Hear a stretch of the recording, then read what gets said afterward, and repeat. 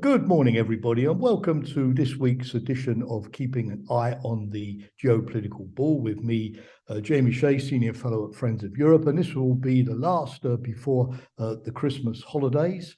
So let me in advance wish all of you happy holidays, a restful break, and see you, of course, next year for more Keeping an Eye on the Geopolitical Ball.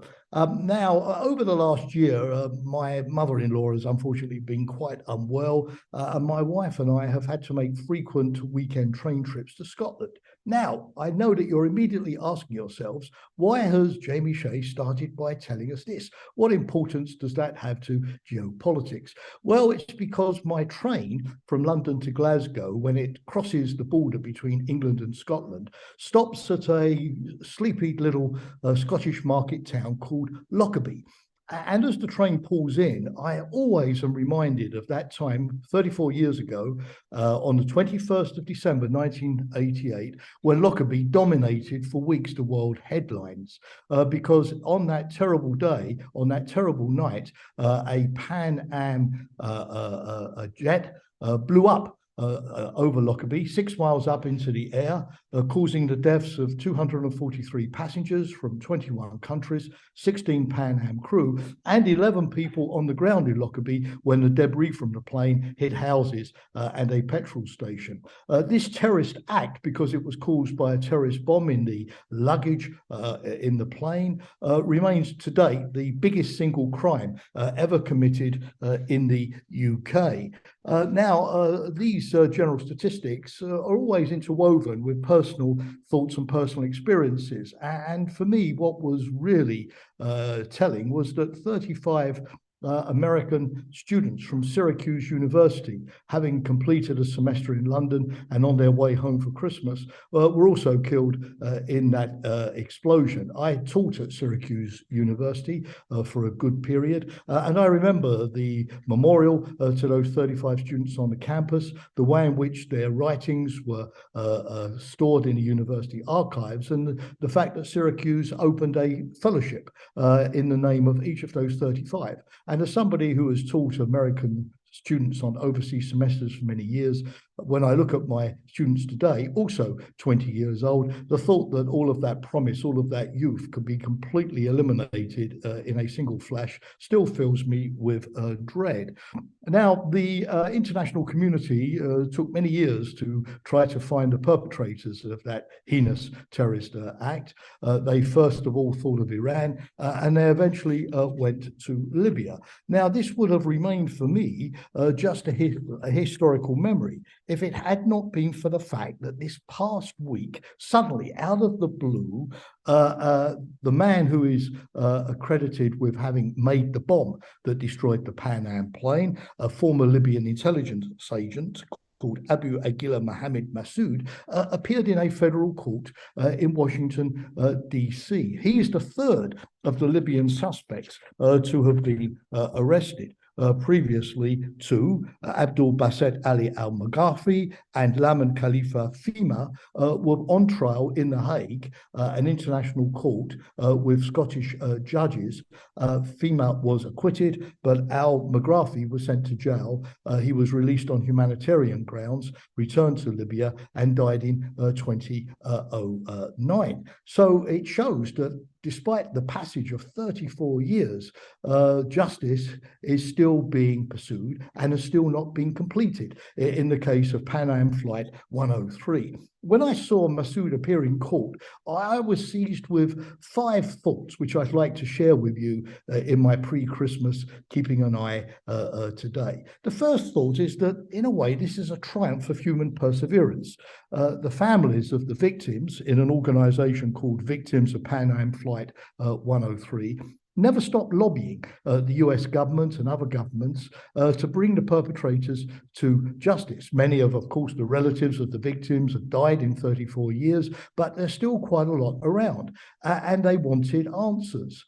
They've kept the Lockerbie case in the public spotlight. They exerted pressure on governments not to close the file, as it would have been very easy to do, and to continue to act. And the families of Flight 103 3 remind me also of others recently. For example, the husband of Sigourney Ratcliffe, the British-American woman who was jailed in Iran for many years. He went on hunger strike outside the Foreign Office, also never stopped lobbying. And this strikes me, at least at Christmas, as another sign of the perseverance of the determined human being in the face of almighty governments, while not giving up, always preserving hope, can eventually actually move governments and move geopolitics to act. So let that be an inspirational lesson for all of us. The second thought is the circumstances in which Mas'ud was brought to Washington.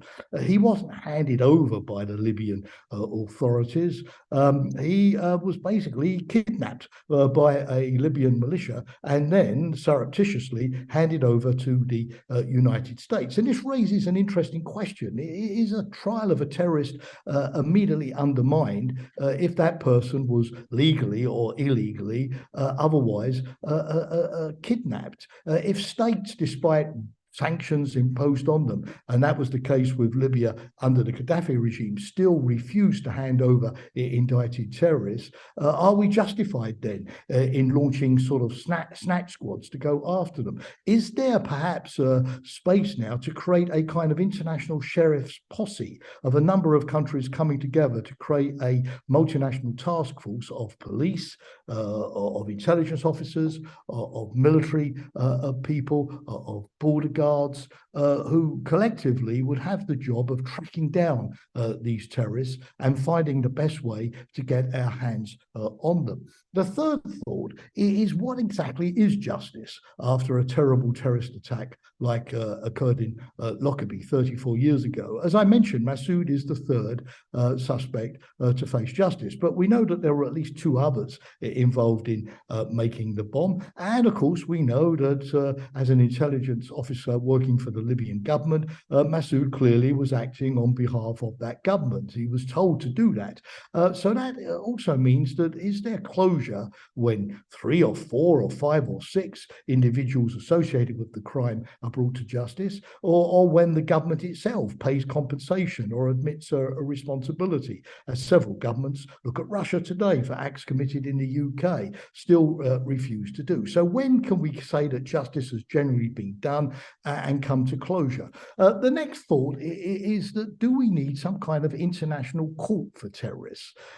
For example, in Belgium at the moment, a couple of days ago, a trial began in my former workplace, the former NATO headquarters, for those associated with the bombings of Brussels Airport and the Brussels metro station back in 2016. But many of those same individuals had also been on trial recently in Paris because they were associated with the bombing, of course, of the Bataclan nightclub and the Stade de France a few months previously. So same people on trial for similar offences in the same time frame. Would it not be easier to have one single international court with one single trial to expedite this particular process as well? My next thought also goes to the notion of what, at the end of the day, the lessons that we can learn from these particular incidents. So what was key for me after Lockerbie is that despite this enormous crime, which showed that international terrorism was very much on the agenda, steps were not taken to improve airport security or to increase intelligence cooperation across borders or to join up intelligence agencies.